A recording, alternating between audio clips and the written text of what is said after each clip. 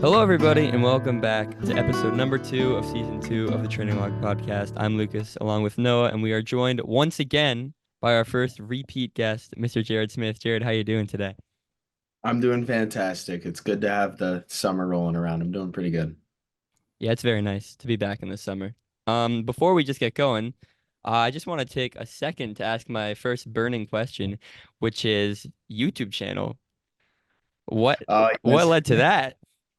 I'm not even gonna lie. I kind of wanted to obviously I've been so good with it, but I kind of wanted to be on my Sam Sulek type stuff where it's just genuinely just recording a lot of what I do, what I eat. Not really for the sake of trying to get subscribers. I don't really care about that, but just I want to be able to look back on it someday. When I was in high school, I had an Instagram account that was very similar to that. And when I look back on it now, it's just I love looking back on it and just seeing just, the growth is as per usual. And you never know if someone stumbles upon them too. That's cool and everything like that. I don't really care. But yeah, it's kind of where I was going with that. Yeah, I'll say me and Noah saw that and I called him and I was like, "Hey, he's spitting bars. We need to get this on our show. We need to make sure that this is coming through us." So, yeah, Noah, if you want to take it from here. Yeah, I watched your video the other day of you just eating like an orange and just talk, Oh yeah. talking to the camera, and I'm like, okay, I'm down for the vibes here. Um, but in that, I guess we were discussing before this podcast because we're very big rollers, and you're describing the rolling process of people just roll their entire leg out, which me and Lucas both do, and then you're talking Like about a lot. We do it a specific, lot. Hmm. yeah, specific not work. Hmm. Are we doing it wrong, doing the whole leg? Is that like a placebo effect? Because I feel like I'm at a point now where I have to do it before every run to feel ready to go. Me too. And if I don't do it, I don't feel the best. And it's like I just do, you know, bottom leg, top leg, side, calves, and then call it a day. Yes. Are we doing that wrong?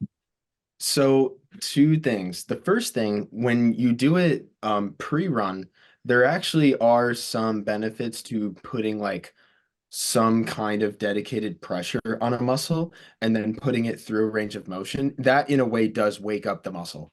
That in a way does kind of start getting the muscle to activate itself, getting some blood flow to it. So there's nothing wrong with it before run.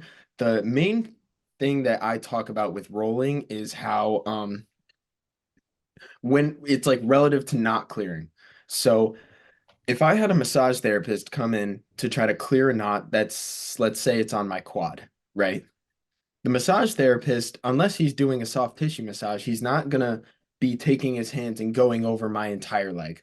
He's gonna try to find the knot. Then once he finds the knot, he's going to dig into it and then maybe just do very light, rolling around in that very small central area, the size of the knot, so that it breaks up. The issue with foam rolling sometimes is that, for one, you can be rolling over connective tissue like your IT band. You can be putting unnecessary pressure on your bones like your femur. That's very common.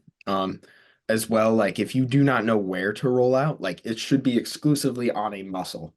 Luckily, your leg's mostly muscle, but on any you shouldn't roll out your tendons, like your patellar tendon, your Achilles tendon, your tibialis posterior tendon, stuff like that.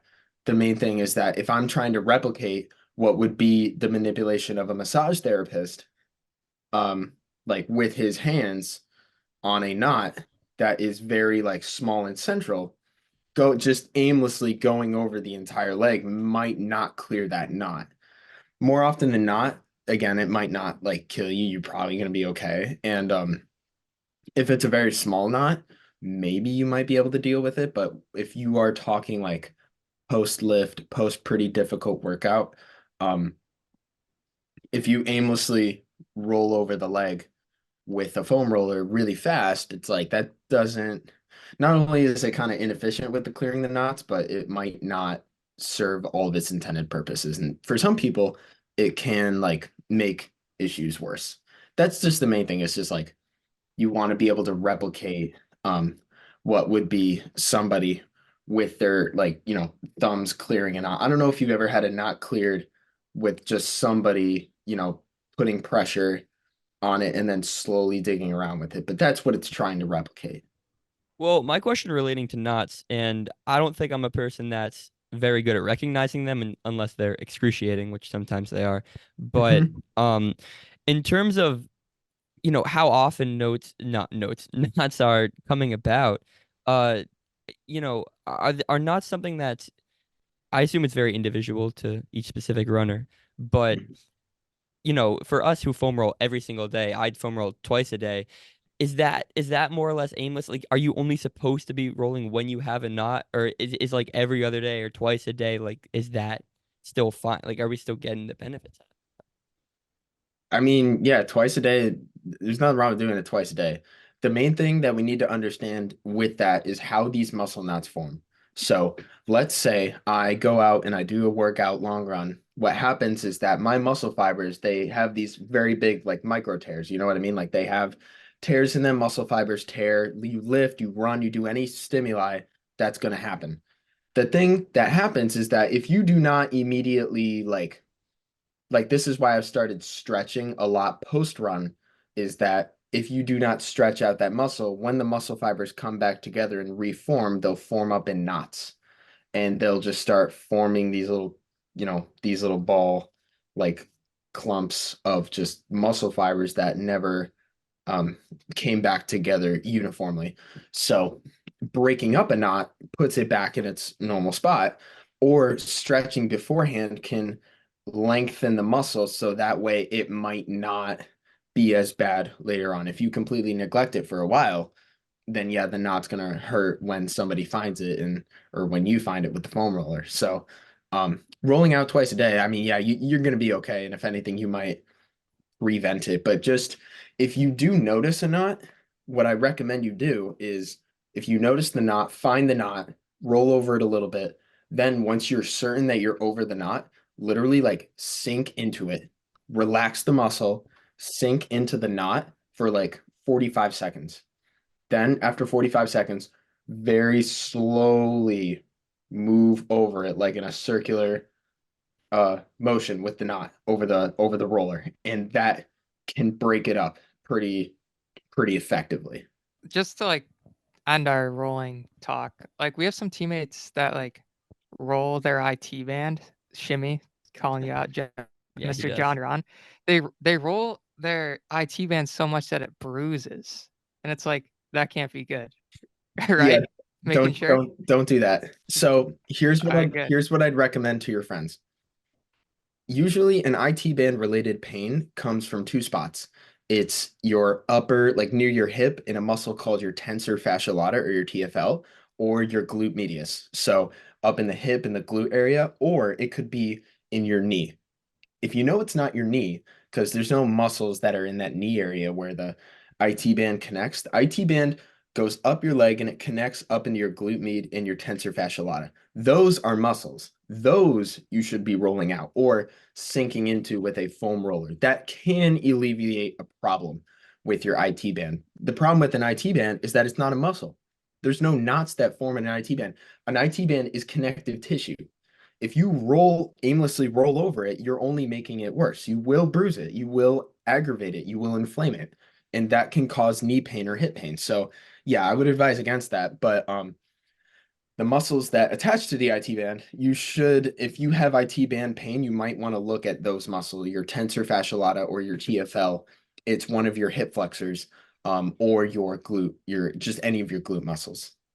So the next thing I want to talk about is that same video, pretty much that you're talking about, the orange video, as I like to call it. It was a Um, really good orange. you know what? I could tell. But and you got me on the oranges too, although I'm more of a clementine guy myself. Mhm. But it is referring to the eating more or less is what I want to talk about because I've always known just from common sense that it's better to eat as soon after your run as possible. But is there a line? Is there more of a threshold where it gets too far after? Because I know sometimes I just physically don't have access to food until like maybe an hour, after the run. So you're going to find a wide range of opinions on this. The earliest opinion that I've heard is 10 minutes. The latest opinion I've heard is an hour. So I'd say just within an hour. Here's the thing with that is that you are searching for your window of what's called protein synthesis.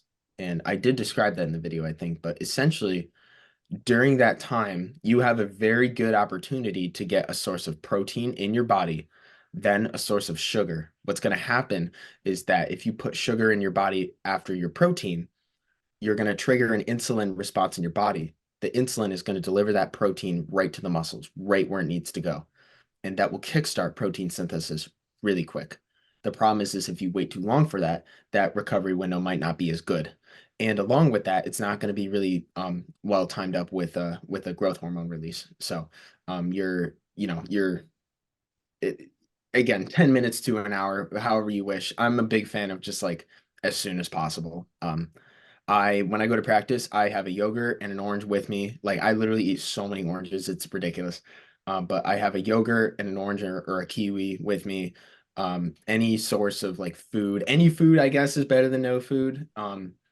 Kinda. It's just like you need to get nutrients back in. If you have a very difficult workout or long run, immediately what's going to happen is you're going to be glycogen depleted. Your body's going to start feeding on your carbohydrate reserves and glycogen reserves in order to, be able to function post long run. So if you can get food right back in you, especially after a race, long run, whatever you may be doing, like that's super important. That is like the first step to recovery, and nobody talks about it. No, they really don't. I've noticed, which is not good. I've noticed so many races where I just out of the blue go, "Oh my God," after my cooldown, "Oh my God, I haven't eaten in 3 hours, like 4 hours." Let me say, and I'm gonna call out like everybody right now. The race is the most important stimulus of the week. I don't care what anybody else says. I can't think of a better way to get ready for your race that you're trying to peak for than racing. Now, obviously you should do that at a certain point in the season. But if you really think about it, like if you have a hard Monday workout, everyone's leg draining after, everyone's eating food, everyone's stretching. We race, the first thing people do is they like eat a donut or they don't eat or they don't cool down or they don't leg drain. They go out and they party and they stay up until 2 in the morning or something like that. The thing is that the race is the most intense stimulus. It takes so long to recover from. If we treated race stimulus the same way we treated every other stimulus, you would literally be able to get better as a result of your races. We view races as tests, but we don't view them as stimulus. And I don't know why. That's what I do after a race. Just get a big like milkshake, go to Wendy's, Oh, pig sure. out. Yeah. I no, Yeah. I love my eats, but also like immediately I carry a protein shake. Like after both my SUNYAC races and like every race, there's a protein drink sitting in my bag and I just drink it. It's so delicious. Are you food or protein whatever before the cooldown? I've never like eaten anything before the cooldown. Um, you can, but it's like I'm a big fan of just like post like the final thing you do, like running wise or Yeah. any intensity wise. It's just probably doesn't make a big difference, but I know that if I take in protein, which is usually like in the form of dairy, I'm definitely not gonna like that on a cooldown. Oh yeah, definitely. So like what are some of your foods that you're eating like on race day? So I know for myself that I eat like a meal like 3 to 4 hours out from my race and then eat um like a simple carb Yeah. like an hour out before my race. Like I usually have like a Rice Krispie treat or like a gel. What are some So foods you're eating and like what are the timing of that? okay. Think so the racing for the field starts multiple days out. Multiple, not the night before, like multiple. We're talking like 5 days. So, um, obviously that's not possible to do with like every race. I only timed this up for SUNYACs and my race at Williams. What I did was 5 days out, protein consumption started going down because my last workout was done, so I could afford to take in a little bit less protein like daily. So I downgraded my protein intake from about 105 grams a day to about maybe 80 grams a day. Um, Slowly down on the protein and slightly up on the carbs because again, after 48 hours until the race, like 40 something hours, you're not going to be using protein as a source of fuel, like at all. You're not. So the main thing is that I lower, like I eat a ton of eggs. I eat like 4 or 5 eggs a day. I start lowering that down to maybe 3 eggs. And on race day, I still eat an egg because I believe eggs are like multivitamins. Like they just give you so much of what you need. So on race day, I still do eat one or two. It depends on if the race is in the morning or the afternoon, of course. But at that point, everything becomes carbohydrate dominated. Now, um, excuse me, 5 hours before the race, I will probably shake out maybe 10 minutes, 12 minutes. Then about 2.5 hours before I warm up, I have a jelly sandwich. I don't know why. It's been working. I'm not going to stop. At Bucknell, I literally had a triple jelly sandwich before my 5K, and it looked ridiculous, but I guess it worked. So that's about 2.5 hours before I warm up, or some 2 hours, 2.5 hours before I warm up. Um, then about 75 minutes before the race, I will take 2 orange slices and then a supplement of magnesium chloride along with beetroot. Then I will warm up, and then when I get back from warm up, I have 3 orange slices because your blood sugar is starting to go down after the warm up, just trying to replenish the blood sugar right before the race. At Bucknell, it was late at night, so I had run gum. It hurt my stomach. Other races, I don't do that. But that's kind of the pre-race, I suppose. What I'm hearing is So you that don't use oranges are caffeine for superfood. We every. just talked over each other again. Yeah, we did. Um, Oranges are superfoods, I guess, but you don't use caffeine for every race, or Um, no. So okay, let me be a nerd for a minute.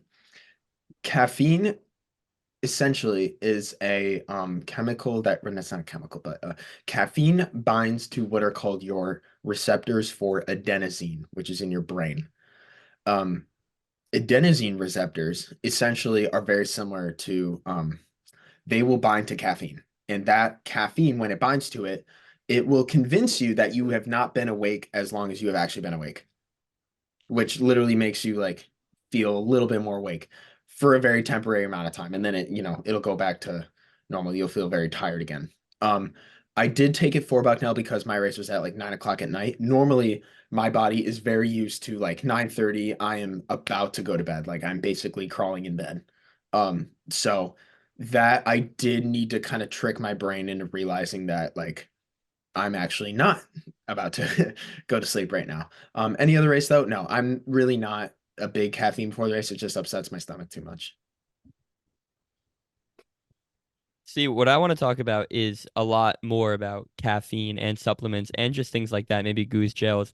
It took me a long time to get into them. Well, a long time's relative because it took me a long time to get into a lot of the hydration, electrolytes, goose, stuff like that until I got into college. Just never really Mhm. thought about in high school. Our program wasn't really about that. And I feel like it's more of a college thing anyway. But my question is there a good entry level point for that? Because one of my biggest concerns about using specifically supplements, what I'm talking about is, let's say there's a day where I forgot, I ran out, I don't have enough. I feel like mentally I'm going to be so psyched out of that run because I don't have one of the things that's been making me go. So is it a thing that's easily accessible to get into, and how would you recommend like staying on it? Okay, so disclaimer for all this stuff. One time when I was in high school, I forgot my spikes for a meet. And I definitely was losing my head because you don't usually you normally have your spikes when you race. I had a great quote from my coach when I was freaking out about not having my spikes for the race. He said, "Jared, you are faster than your shoes." And I went out there and I ran the 3200 and I missed my PR by like a second. Like at the end of the day, no matter what supplement you take, unless it is genuinely like a banned substance, the athlete is solely responsible for the performance. Like you're the one going out and doing it. Um, Now that being said, entry level stuff for this kind of thing, it's really anyone who just has an understanding of why they take it. You should not take a substance and not know why you take it. So the substances I take are so I take beetroot. Beetroot, I've been a part of a study for it and I'm aware of its effects. It can dilate your blood vessels. So it lowers your blood pressure, makes the passage of blood easier theoretically, so that blood can get where it needs to go quicker. Um, Magnesium chloride, theoretically, again, is it's a lactate buffer. It's very similar like the Morton bicarb system, except it's just a supplement. It's a lot cheaper. Um, I've used it. I believe it works. Again, believe maybe it's placebo, maybe not. And then I've been recently taking echinacea. It's mainly for immune health. And it really does help with just like your body's immune system strength to be able to not only fight off infections when you're training, but also just like your immune system is responsible for a lot of your recovery. So that system being strong is very important. And then when it comes to like goos, like the gels and stuff like that, all of that comes from, again, knowing your body. So like if you are not someone who initially responds well to eating or drinking while you're out long running, you got to experiment with that. You got to get better with that. Unfortunately, that does just take trial and error. When it comes to goos, I do not take a goo unless literally my long run is longer than like maybe 85 to 90 minutes. Usually when you run, your glycogen stores will get depleted in about 90 minutes. So, uh, if you're running for 90, 100 minutes, 100 plus minutes, maybe at the 70-minute mark, you might want to take a goo. Then maybe another one every, I don't know what the recommendation is, maybe 20 minutes or something like that. Um, I don't take them for workouts, don't take them for races. Usually I am pretty stacked up on my carbohydrates and electrolytes before a workout. So taking a goo right before is like taking a few slices of bread and just shoving it down your mouth when you really don't have to. So that's my opinion of it. Some people do take goos right before their workouts and they have great workouts. So, all power to them, but that's personally not my thing. I just try to understand like why I'm taking it, I guess. Yeah, I started using the goos right when I got to college just because like everybody on our team was really kind of using it and I decided Mhm. why not. And I thought it was really helping and then I ran out and then I just started doing it anyway and nothing changed. So probably was just placebo. Either way, for me personally, like you said, it's pretty individual, I would assume. But for me personally, it didn't really have that much an effect once I stopped. And it's not like my performance got worse either. Yeah, it's pretty normal. Yeah, I can talk like recovery and like nutrition all day, but like to switch gears a little bit, I want to talk about SUNYAC champion 10K. Like, Hmm. congratulations, that's crazy. Um, Thank you. what was your mindset going into that race, and then like how do you feel like you executed that, and how did it win feel? Um, so this was the first time where I could like, um, you know, my coach gave me a lot of freedom to decide what the workout leading up to it would be. So right before the 10K, and this is just a great rule for any race you run, like literally, like great rule for any race you run. The workout before the race should directly address the systems you're going to use when you race. I knew for a fact that 10K was going to go out tactical. It does every year. Like it's not a secret. It just does. So what I did was 4 times a K, starting at threshold, because we started out right around probably a threshold effort. And then each kilometer I did slowly worked down to about a 5K effort. So I did, like I don't know the splits, I wasn't tracking them, but the main thing is that like first kilometer was at tempo, then maybe you start moving into that like little quicker than tempo, maybe 10K, then you move into like that 10K, 8K effort, and then you finish a 5K effort. And that's exactly what we did in the race. Like our first 5K was 16 flat, which for me is about 50, it's 509 pace. So for me, that wasn't like too far off of a threshold effort. And then our last 5K was 15:13, which is pretty quick. You're talking, and I think at regionals I ran the 8K, I went through 5K in about 15:19. So like the workout before I directly hit the systems and the paces for a set period of time that I knew I was going to be hitting in the race. And then we closed the workout with 2 negative split 300s. Essentially, you do a 300. The first 100 is at your mile effort. Then you just get faster every 100 meters. It's like that changing of gears. I was pretty confident, like at least I would hope to bet on myself that I have the best kick in the field. And so just like if I simulate that workout before, I will super compensate and that ability will be better in the race. And it was. Even with, like, and I will say I felt fantastic during the race. I prepared really well. I definitely had a lot of support from like my teammates all telling me like, hey, you look really good. That was really cool. And it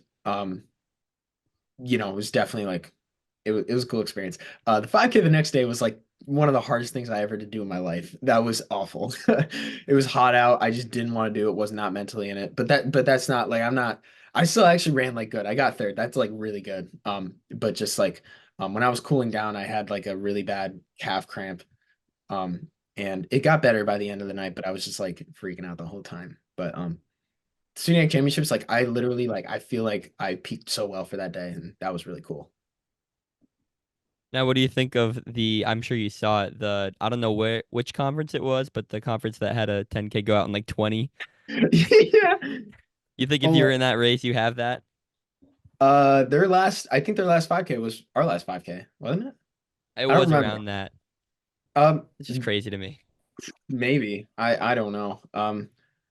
I think so. Or at least I think I could put myself in it. We closed in a 64, so hopefully, hopefully. Okay, so I want to talk about summer a little bit. I know you're staying in Brockport right now, right? Yep. Okay. How's it going to start? And then before this call, you said you're gonna go to Flagstaff. Yeah. So like, what's the decision to go there? Like, who are you going with? Like, Yep. what's the whole goal and process involved in that? So far summer's been really good. I got a job at a high school nearby where I've been doing like basically like a long-term substitute position for like social studies. So like it's literally right down my alley as a history major. So I've been keeping a lot of my days occupied with that, just like working, stuff like that. Training wise, we took 15 days off after Williams. Body definitely needed it. Um, first early runs have actually all felt really good. Same with the first two workouts we just had, like really, really good.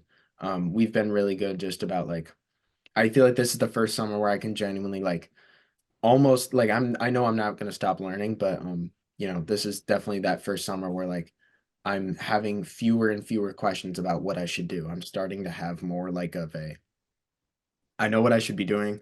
I know how to do it. I know when not to do something, stuff like that. So a good example would be like if you're working a lot, which I am right now, it's okay if like the volume's lower or you can't bike in the morning or you can't whatever. Cause like people don't realize that like work is stimulus. They don't want to admit it because it's like it's work and it just feels like your everyday life. But if you think about it, it's time that you're spending on your feet.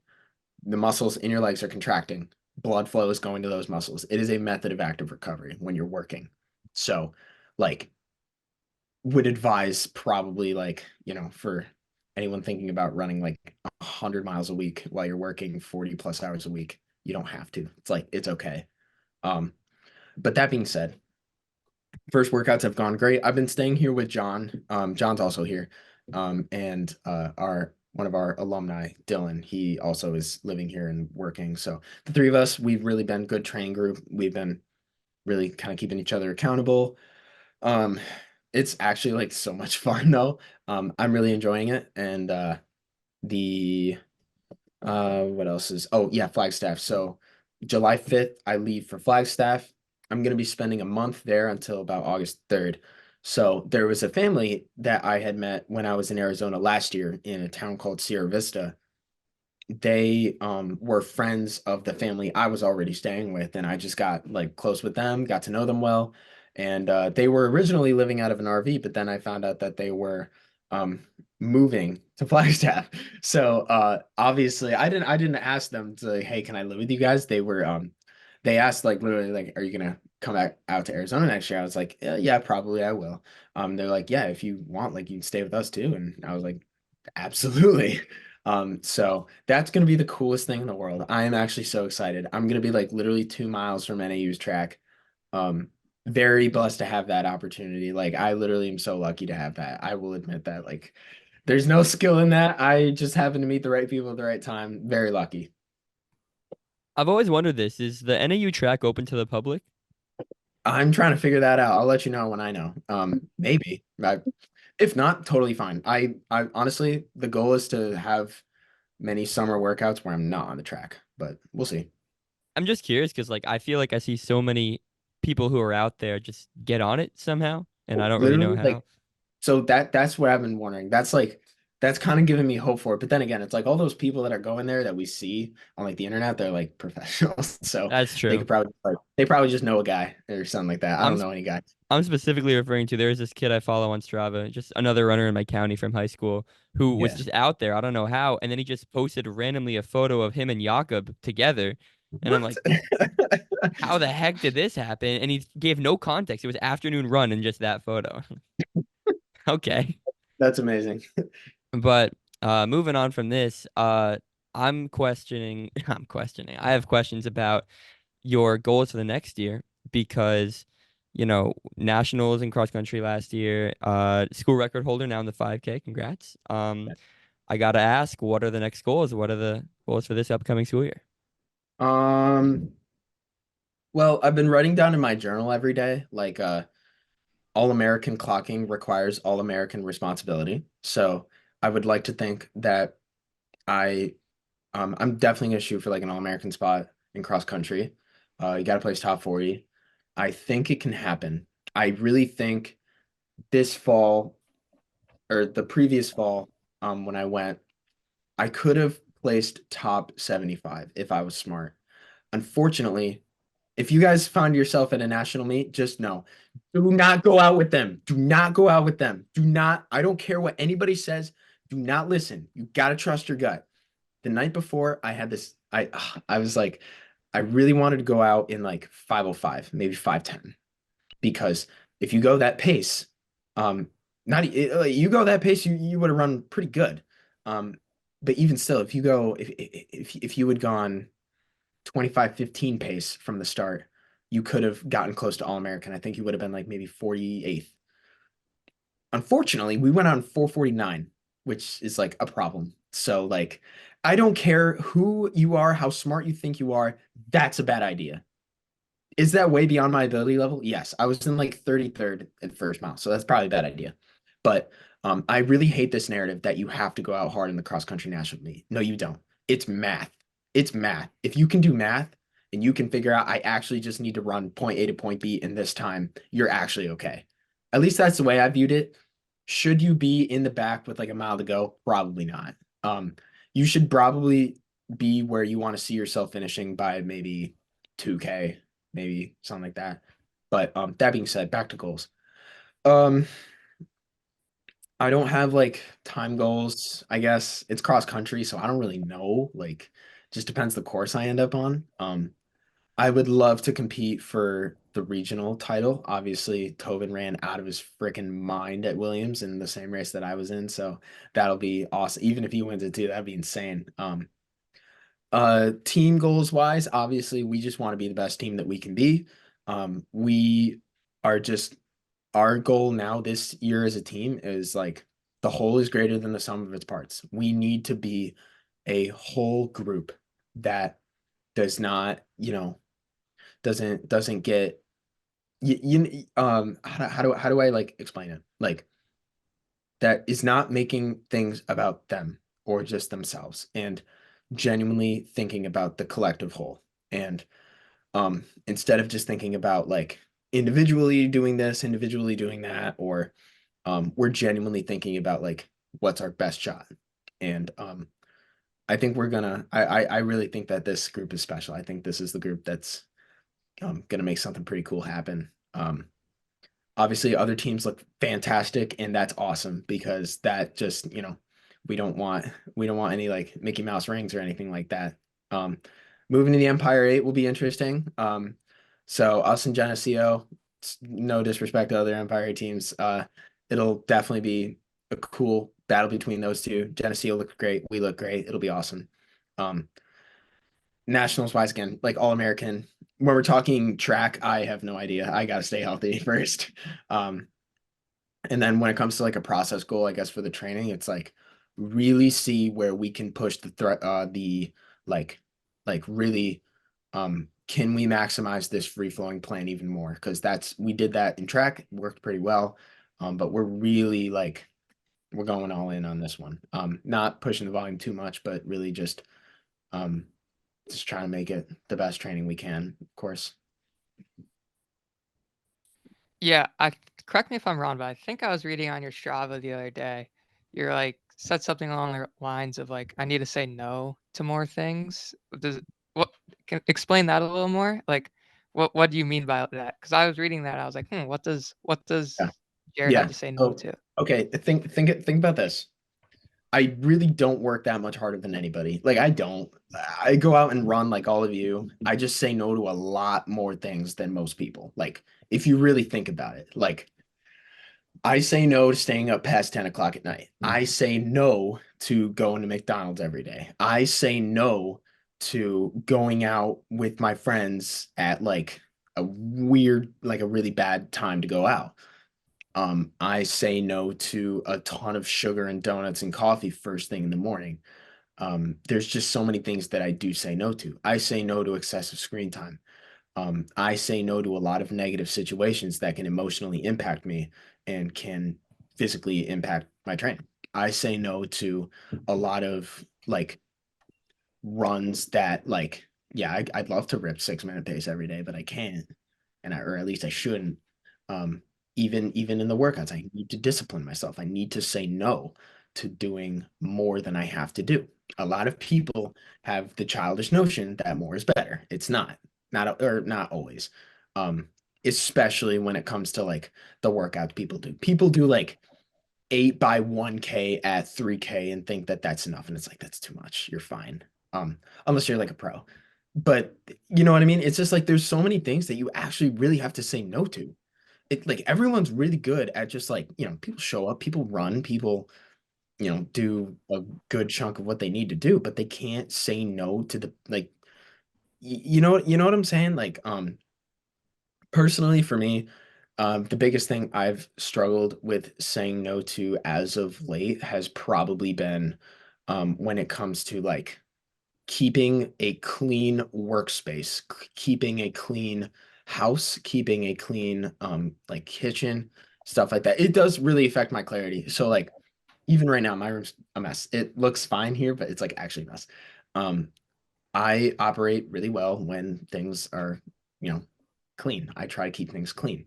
When I'm working a ton, running a ton, I don't have all this time to keep things as orderly as I normally do. There are some nights where I don't journal, and that also gets at me because it makes me feel like I'm not sitting on the same principles that I did a year ago that had helped get me to where I am today. And just because you're there, or at least better, does not mean that you can just slack off of the things that got you there. So, yeah, I guess if that makes sense, it's just there's a lot of things that like we need to say no to. And every time we say yes to something, you're saying no to something else. Same thing, vice versa. You know what I mean? Like if you really think about it, you are like saying yes. Like if I'm a parent, saying yes to being on my phone is saying no to time with my kid. If that like makes sense too. It's like every single time you are faced with a decision, there will be a yes that or the yes you give is a direct no to something else. So a lot to touch on there, but there's one specific thing that you hit on which I want to bring up, and that is specifically like the friends and social aspect of it. I find that being the one I struggle with the most is, I have these grand ideas that I've been keeping up with really well this summer of like, okay, going to bed at 9:30, 10 every night and doing this and all that. But I'm working along a lot of hours. I'm running a lot and it doesn't leave a lot of time to be social, which I thought I'm okay with. But then, when your friends call you or text you and you're like, hey, we want to do something with you. We barely see you. And it's like, sorry, I need to go to bed now. That's in my opinion so far been the hardest thing to say no to. And when the response to me sometimes has been like, oh, you're at home right now, this is like some of the last times we'll be able to really see each other. And I'm like, I'm so like it Yeah. really gets at me. So I mean, I don't know. I mean, I want to know your opinion on that, but also I'm venting a little bit because that's like the one thing that's been really getting at me the most. You know? Yeah. First of all, if it's like a once in a so while thing, you're okay. Like if you run every day, one day of not running is not going to do anything to you. If you eat really good food every day, going to Taco Bell isn't going to kill you one time. If you even still, if you never run, if you run one time, it's not going to do much. It's the same thing. Like if you're in bed like 95% of the time on time, one bad night will not like end the world. You'll be okay. Um, then again, if you say that enough times, add it up over, yeah, like maybe that'll be a thing. The other thing is just like I kind of have the same thing where it's like every time I see my friends from home, I wonder like, is this the last time I'm ever gonna see them? Because we're all slowly moving into our own lives now. And like after, so you guys are both freshmen. After your freshman year, you do see a lot of your friends still. After sophomore year, junior year though, it's gonna get a little bit more rare. Get ready for that. It's definitely like not fun, but it's okay because they're happy, hopefully, like off living their own life, and you're living your own life too. And so now, I say like if there's settings where you can hang out with them and it's not a party, like that's a plus. If the only time you're able to hang out with them is a party, like yeah, at least in my opinion, like because I kind of had that struggle my senior year of high school. It's like if the only time that you want to see me or like we all see each other is at a party, then like are we really friends? Because like all people want to do is drink, and it's like it's the worst thing you should be around. You know what I mean? And I will say this though, when it comes to the drinking, literally like scientifically proven, if you get drunk, you literally will undo 2 weeks of training. There is no ifs, ands, cuts, no buts, no coconuts around that. Like you like the worst thing you could do for your sleep, your recovery, your nutrition, your whatever is drink alcohol. Don't do that. I could not agree more on that one. Anybody who knows me personally watching this will tell you that I could not agree more on that one. I'm gonna throw it to Noah now. Okay, switching gears. Well, not switching gears, but kind of the same topic. Stay the course. You said that a lot, and I was like, I need to know what that means. Is that just like consistency, repetition, being almost robotic of like your plan? Yeah, a little bit. So, there's kind of two things I learned with it. I started doing it at the beginning of my sophomore year. Um, I think I just randomly said it one time, like in a Strava uh caption of mine. I think I just said it randomly one time, and then it just kind of stuck. Then like I was having a really bad stretch of races the middle of sophomore year, and I just kept saying it to try to like get my mind off of it. And then at the end of sophomore year cross country, we had like two really good races at SUNYACs and regionals, and like I just remember saying like don't stop staying the course now. Like keep going with it. And then like indoor, it was kind of the same thing. Indoor was always like my like I hate indoor. It's just not like first of all, I don't really like racing indoor because I don't think it fits training timelines, but it's just like it's difficult for me. That's like my one season where it's like it's rough. Just that kept saying stay the course. Like do not let passion be your enemy. 99% of the time, passion is people's enemy because it is the one thing that is pulling you in so many different directions due to the short term moment of things of just this excitement of like, oh, this field's really stacked. I should just drop out of the event I wanted to do and do that event. But it's like, well, maybe, maybe not. We had this thing at the end of outdoor where like I was just a threshold monster. Like I was doing so much threshold. I was getting really good at it, ran a great 5K. Um, and like we thought about the 10K. Like we genuinely thought about like trying to run like a really, really fast 10K. And we were thinking about switching it up for Williams. Um, but we were doing it out of a short term, like, oh, like your 5K is not that great right now. I mean, it's great, but like it wasn't like, national caliber level, which is another stupid thing. Like, don't compare yourself to the most stacked field in history for D3. That's dumb. You should focus on your own progress. And like, so we thought about 10K, 10K, and it was like, now wait a minute. I've done one 10K specific workout. I've spent very little time actually at my 10K race pace or believed 10K race pace. And we don't have the experience that we have in the 5K. If we wanted to do the 10K, we should have committed to it earlier. So I made the decision to stick with the 5K at Williams, and it was a good call, but it's just like things that like do not let the passion of now cloud the judgment that you need to keep going the whole season, because the season's long. One race cannot, like, one bad race, okay, get it, like it happens, but like you have to stay on what you're doing, because if you're a sane person, your plan is to peak at the end of the season, not the first meet. So if you want to lower your mileage for the first week meet of the season, or like this random meet, it's like, no, stay the course. You're fine. Like, compete at it, keep going, because this is a long season. You know what I mean? I totally know what you mean, and also I like specifically what you said about passion, because I feel like oftentimes too many people treat passion or give passion a bad rap in terms of they'll take it too far, and then somebody's passion for something, in this instance obviously running, will then become kind of the biggest motivator for their hatred towards something. So then Yeah. they'll say, "Oh, I love running so much that this bad race has now destroyed me forever." And it's like, Yep.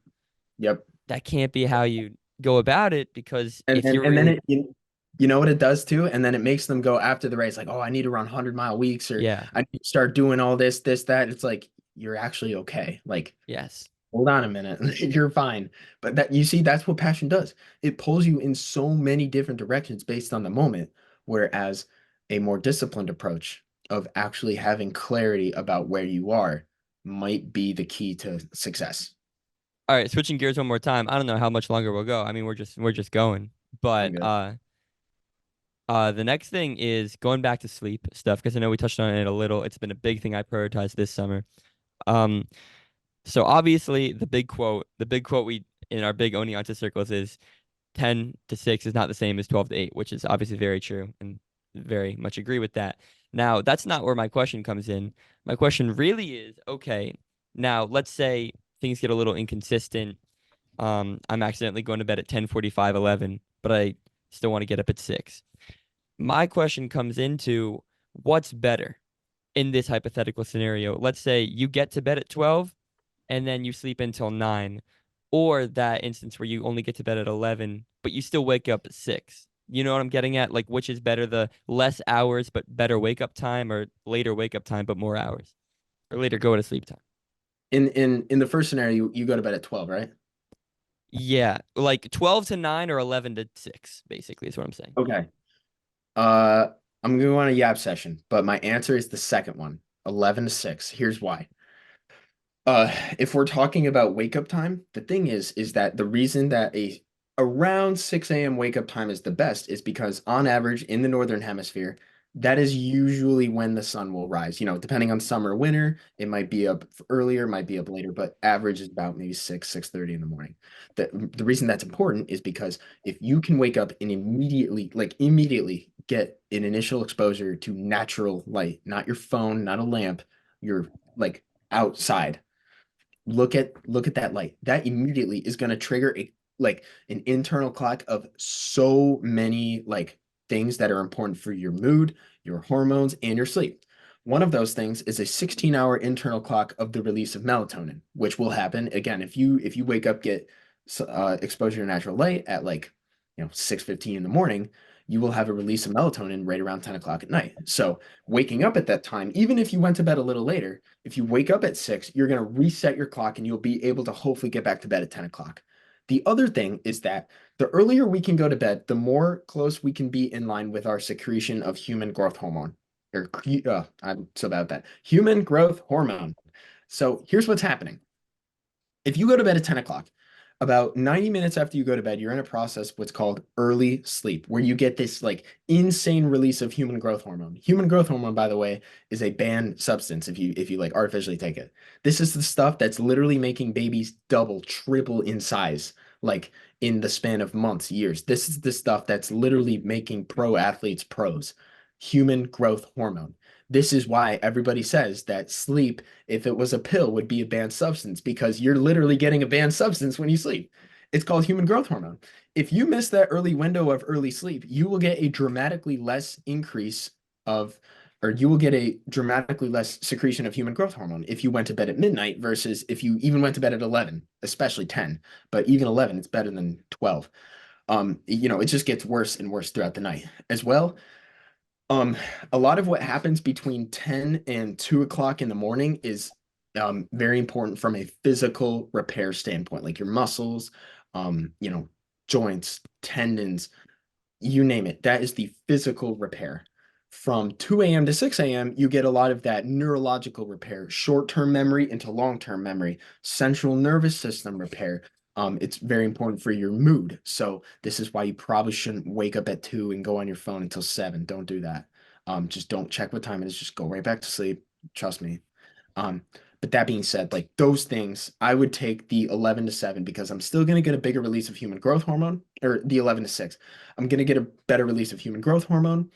I will better wake up in line with what hopefully my goal circadian rhythm cycle is. And as well, like we got to get rid of this narrative that more sleep after like 8 hours is better, because I would actually prefer to get 7 hours than 9. The reason being is, again, just like if you start sleeping more than you should, as in like probably 7 to 8 hours, you sleep 10 hours a night, that does have a lot of negative effects. Again, from a circadian rhythm standpoint, from just a hormonal balance standpoint, a lot of stuff like that. I would rather, like, there are a lot of studies now that have suggested that sleeping 7 hours is better than 9 hours. That doesn't mean like that's your excuse to, like just totally wing it, but I'm a big, like, if I get like 7 hours 40 minutes, like that's great. Like that's a really good night of sleep, especially if I timed it from like 10 to 5:40 in the morning. And it's not like this, like it needs to be exactly 10 o'clock on the dot. It just kind of needs to be in line with your body's natural rhythm of things. You know what I mean? Yeah, I was telling Lucas about this a little bit, but there was like a 2-week session where I was probably sleeping like 9.5 hours a night. And I'm like, Lucas, is it possible that I'm sleeping too much? And then I was like, it might be, because I was waking up and I like felt like I was like coming out of a coma every night. Like I was just like, why am I so tired? And it's like, oh, maybe I'm sleeping a little too much. Yeah, So no, that definitely can happen. And the thing is that there are people who like we associate, like a lot of people do associate that like 10 plus hours of sleep with like good things. If there is any good thing that comes off of it, yeah, it's more time off your feet. So if you have a stress fracture, I guess that's really good. But also like there just starts to come a point where, again, like it's probably counterproductive to sleep that long too, especially if you work early in the morning. If you sleep, if you have really good sleep on the weekdays when you have work, but then you screw it all up on the weekend by going to bed at 2 because you wanted to go party, you're going to completely disrupt your sleep cycle again. And then you're just not going to get the release of human growth hormone. It's like, here's the, like, you do a workout, especially like, again, a race. You do this like, oh wow, here's the stimulus, here's the potential for this adaptation to happen. You don't get the human growth hormone release, it doesn't happen. Like it doesn't happen. So, like everyone like, oh, look at this cool big workout I did, but then I went and partied until 2. It's like you might as well have not done it. And it's like, oh, look at me, I stayed up all night, I'm gonna grind out this workout. It's like your workout stimulus will be severely impaired because you didn't sleep. You know what I mean? Stuff like that. Like you gotta think, like people gotta think about that, where like other events in life can impact your ability for stimulus to be good. If your stimulus is not good, don't do it. Yet things like that aren't really brought up ever for some reason. I don't know why. I really Yeah. don't know why. This podcast can be the start of it, I Oh, guess. let's freaking go. We're breaking the news. I love it. So Noah, I have one more really important question. I don't know about you. okay, I mean I have some, but yeah, you can go first. Okay, cool. No, you go for it. I want mine to be the last one. Oh, last one. I was Yeah. just saying, I don't know if I'm stealing your question or not. I don't know your question, Well, I but wrote it at down least on the you're. doc. Oh, let me. Well, don't look then if you don't want to steal it. Okay, I'm not gonna look. Okay. But okay, here it is. Um, so our program at least at Oniata is like we're base training basically for like over a month, like I think like 6 weeks before we start any like real workout, and then even then it's like a 15 to 25 minute like steady state run. Okay. But you guys are already starting workouts. Like, what's your philosophy behind that? Like, you're starting them Yeah. compared to us much, much earlier. So, um, the 6 week base training, it's smart because especially for those that are, if especially if someone has been hurt, like you do need that time to come back in.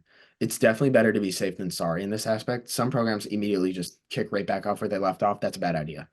Um, Spending that 6 weeks of time, like really the biggest goal that you should have in this first period of training is probably time on your feet. Like you just need a lot of time on your feet and aerobic stimulus. When you easy run, you are getting a lot of those heart muscle benefits, capillary capacities. Like you're getting that all checked off the list. You guys are doing great with that. Um, we've always been a program that's traditionally been like maybe 15 to 20. Like if you have just come off of like doing consistent running, consistent workouts, and you don't have any real injury concerns, if you take 2 weeks off, usually we do maybe 15 to 20 days of easy running, and then we start doing workouts again. Those workouts revolve around, again, both ends of the spectrum. We're talking like up here, your maximum velocity, like speed development. Then down here, we're talking like probably, again, like steady state, maybe threshold, stuff like that.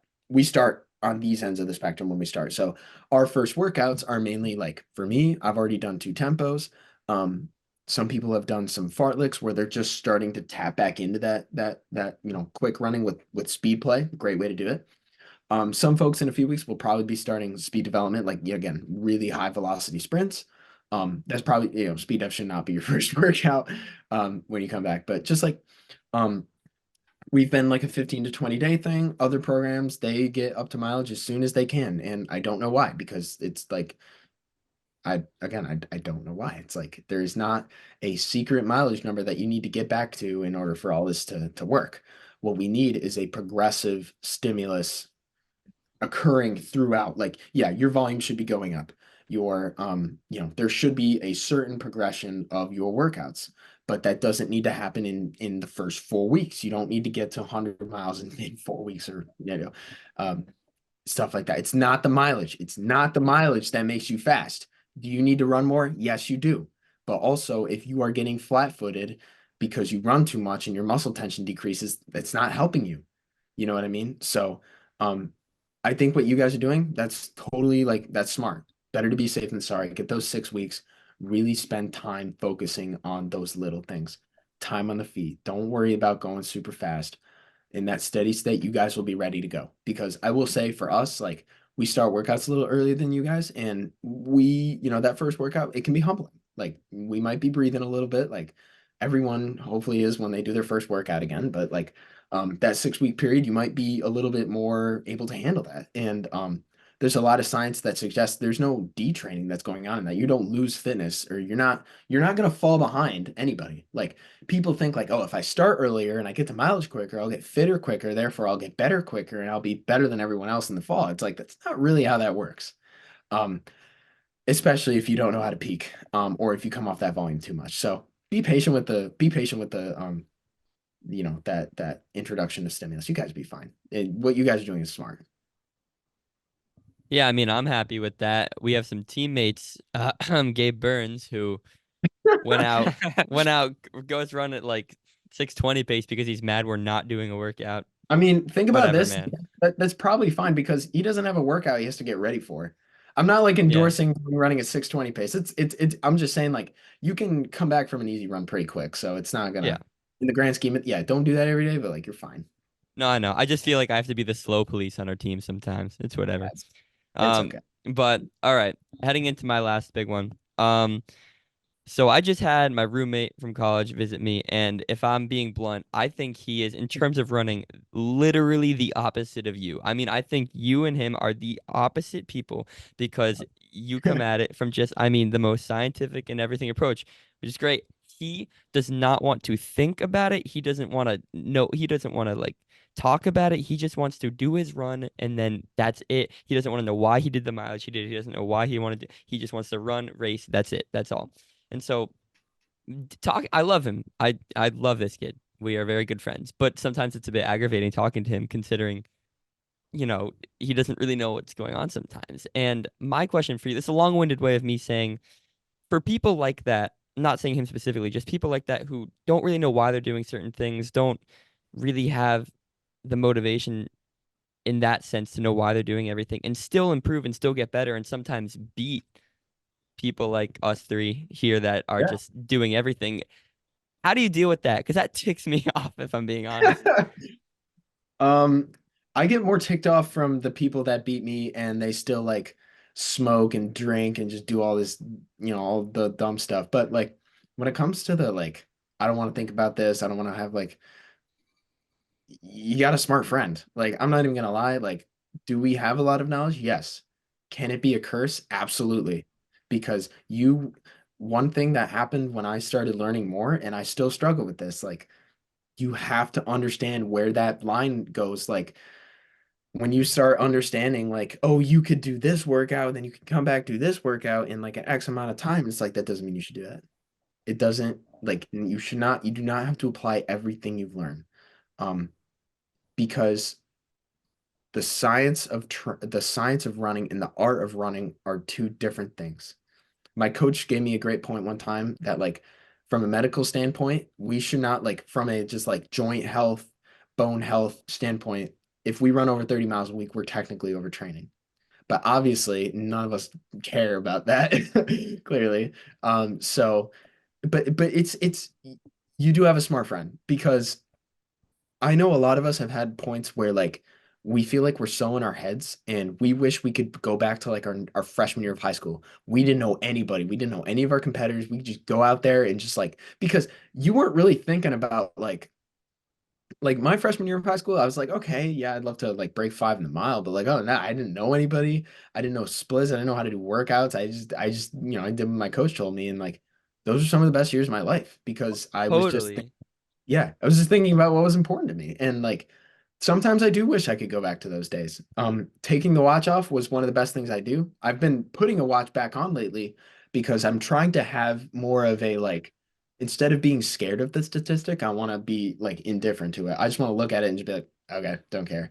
Um, Stuff like that. But like your friend and people like him, we should learn from them. We should learn that this is not just a science, it's an art. And there are some people who just do things in running. They run times and like I can't explain that person. I don't know how you do that, but you do it, and it's the coolest thing in the world.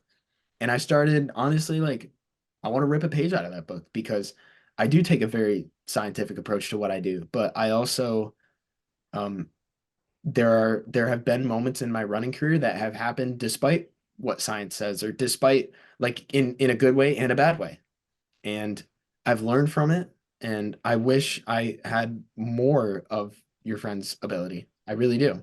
Like this knowledge can be a curse. It is a curse sometimes. Dude, I knew absolutely nothing my freshman year of high school. Oh, I yeah. mean, like I got that. I mean, I only did it like at that point I joined just to get faster for baseball. Mhm. I mean, we would walk half the run. Like the whole point of the runs was to like go to a fun like beach or something, go to the playground and just like see if we can time getting back to like practice in time for the coach not to notice that we all barely even did it. Like it was it was awful training, but like it was Oh so yeah. fun in that moment. Yeah. Obviously, I don't want to do that now, knowing what I know. But to your point, it's like those innocent days are just so fun to look back on. So They yeah, are. memory lane. Oh yeah. They're nice. Well, Jared, thank you so much again for coming on for a second time. This was fun. Absolutely. This was great. I love coming on this again. Love what you guys are doing. This is cool stuff. Yeah, so stay tuned for more of season 2, and also stay tuned next week for Chris Shimkus. All right, we will see everyone.